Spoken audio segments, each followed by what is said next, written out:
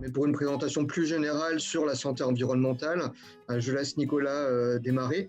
Et puis, je pourrais éventuellement compléter s'il y a quelques ajouts à faire. Merci David, merci de votre invitation. Effectivement, on n'est pas trop de deux pour remplacer André Cicolella au pied levé, qui est effectivement souffrant aujourd'hui. Pour un petit rappel, donc André Cicolella est toxicologue, ancien chercheur à l'INERIS.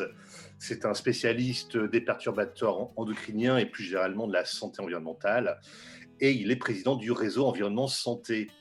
Un petit rappel sur les perturbateurs endocriniens dont on a identifié les premières causes en 1962 sur l'effet du DDT, notamment qui menait à la disparition de certaines espèces. Ça a été théorisé en 1991 lors de la déclaration de Wingspread.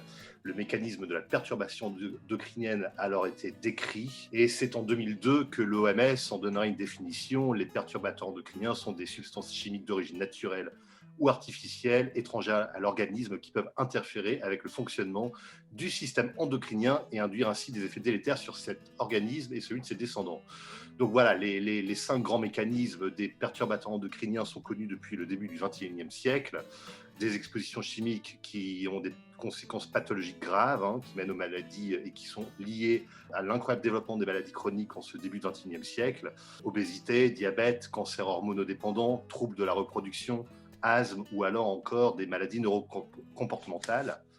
Les perturbateurs endocriniens ont aussi la caractéristique d'être plus toxiques en fonction des fenêtres de vulnérabilité pendant la grossesse, la période préconceptionnelle ou alors chez l'enfant, le petit enfant. Et puis ils ont un effet transgénérationnel, c'est-à-dire qu'on retrouve des effets des perturbateurs endocriniens même pour une exposition à petite dose chez des enfants ou chez des petits-enfants. Voilà, donc c'est pourquoi André Cicolella et le réseau Environnement Santé se sont mobilisés, ont appelé beaucoup d'autres associations, parmi lesquelles des grandes, Greenpeace France par exemple, qui a signé 2 de nos 3 courriers, Génération Future, mais aussi l'UFC Que Choisir, qui sont intéressés par la manière dont nous consommons, pour d'abord publier une tribune le 9 décembre 2020, jour de fin de consultation citoyenne sur le PNSE, dont le titre était « Faire de la santé environnementale un pilier du système français ». Puis ce même collectif a écrit au président de la République pour lui demander de refonder le groupe santé-environnement en un véritable parlement citoyen de la santé environnementale. Et enfin, ce même collectif s'est exprimé le 3 mars, toujours à destination du président de la République, pour critiquer l'absence de prise en compte environnementale dans la stratégie décennale de lutte contre les cancers. Voilà, donc Laurent Micheli. Bonjour Laurent, donc je l'ai déjà dit, donc sociologue. Question qu'on s'est posée. Quel bilan après quasiment 1 an de confinement et de crise sanitaire en France? Quel est le bilan du sociologue? Bien, merci beaucoup. Bonjour à tous. Et je suis ravi d'entendre ce que je viens d'entendre là, sur la première présentation. Je suis directeur de recherche au CNRS, donc fonctionnaire représentant de la recherche publique. Je n'ai aucun intérêt d'aucune sorte dans tout ce que je peux raconter où que ce soit. Ça fait effectivement 1 an maintenant que non seulement que nous sommes dans cette crise, mais que j'ai également de mon côté commencé une enquête qui est devenue collective, puisqu'il y a aujourd'hui une quinzaine d'universitaires et de médecins qui forment avec moi ce petit groupe et qui publient par le biais de la toute petite fenêtre que j'ai de publication, qui est le blog que je tiens sur Mediapart, qui fonctionne comme une espèce de petite revue électronique, où j'invite chacun à jeter un petit coup d'œil. J'en suis à l'épisode 45 dans les papiers qu'on publie sur toute une série de sujets.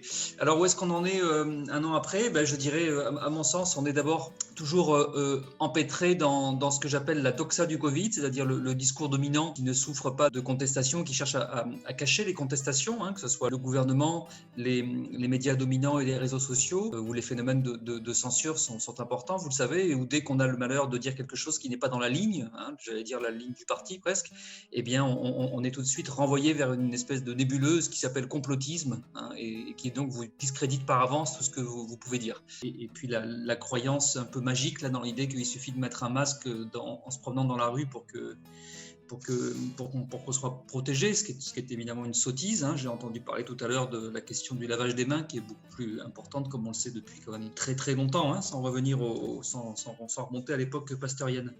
Donc on est toujours là-dedans, et puis on est toujours aussi dans ce qui était le 3e aspect fondamental de la doxa, qui consistait à dire restez cachés, Et vous pourrez ressortir de sous le lit où vous êtes caché le jour où arrivera le miracle étant le vaccin. Et on voit bien comment on est empêtré aussi dans les difficultés que pose une stratégie vaccinale précipitée qui n'est pas le miracle parfait attendu, qui pose toute une série de problèmes.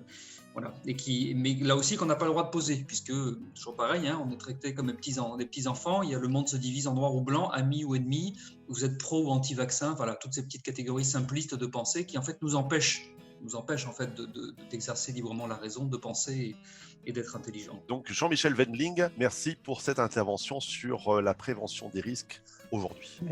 Merci Luc, merci de m'accueillir aujourd'hui. Alors effectivement, je suis intéressé aussi à tous les sujets qui ont été présentés là, à la fois les aspects syndémiques, la prévention, la vitamine D, c'est des sujets vraiment qui me parlent, les perturbateurs endocriniens qu'on essaye d'identifier en milieu professionnel avec toute la difficulté via la source d'information, notamment des fiches de données de sécurité et la complexité d'arriver à avoir ces infos en milieu professionnel. Là, j'ai choisi de vous présenter, vous donner quelques billes dans le domaine de la transmission pour donner un éclairage sur les données vraiment récentes et sur l'identification finalement de la participation de chaque voie de transmission. Et notamment, ce qui me pose un réel problème, c'est que depuis très longtemps, le message porté grand public, c'est finalement cette transmission aérosol qui justifie le port du masque partout, tout le temps, qui est très anxiogène. Les aérosols, c'est quelque chose qu'on ne voit pas, mais quelle est la réalité par rapport à d'autres modes de transmission et de contamination. Notamment, on va aborder le postillon avec une petite définition au niveau de la taille, les aspects de menu portage et puis les autres voies qui sont, de mon point de vue, largement négligées. On voit maintenant apparaître cette importance petit à petit. D'où notre action également, qui est une initiative tout à fait originale sur le restaurant Zéro Covid, qui est en réalité une présentation un peu des innovations technologiques pour sécuriser à la fois finalement la source potentielle qui pourrait être de la cuisine jusque à l'espace de consommation avec une technologie UV LED qu'on met un petit peu en lumière, c'est le cas de le dire, et puis ensuite tout un protocole qui sécurise l'arrivée du client avec le gel hydroalcoolique, un espace réservé, sanctuarisé pour éviter que les verres, les bouteilles ne passent d'un espace à l'autre. Et voilà qui est un projet qu'on pourra détailler ou que vous pourrez relire dans les articles qui sont sortis dans la presse ou sur les grands médias, qui devrait permettre, on l'espère, la réouverture de nos restaurants. Voilà, je vous remercie et je vous souhaite de bons ateliers, et surtout de rejoindre le réseau des observateurs de l'hygiène des mains qui a pour objectif vraiment d'être bienveillant et d'être un petit peu un indicateur de cette évolution qu'on attend sur ce trou dans la raquette. On a été au pas de course, les 3 interventions qui se sont bien articulées et je pense que ça vous donne un éclairage qui est un petit peu plus général et global que simplement le thème précis de chacun des ateliers. Et pourquoi on a voulu faire ça? C'est parce que en même temps, la synthèse qu'on va faire des ateliers va éclairer à ce moment-là à son tour la table ronde qu'on va faire à la fin donc, de ce congrès.